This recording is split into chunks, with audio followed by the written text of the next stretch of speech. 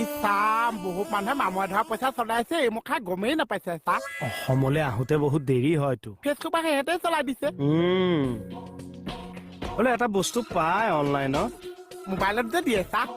সেইটো আনি যদি তই ধুনীয়াকে ধুই দিয় চাফা হৈ যাব নহলে চিজ কাগজ মাৰি মামৰটো উঠাই দিব লাগিব তেতিয়া 100 টকাটো পাই পাই যাবি আচ্ছা মই মানে দুদিনমান ঐ দিয়াটো আপুনি বিচাৰি তেতিয়া ফ্ৰেছ পইচা পাবি এনে পামতো থাকা বিহু পইচা সোপা লগত একেলগে পাম নে চা একেলগে 100 টকা এটা দিয়ক অলপ পিছত দি আছো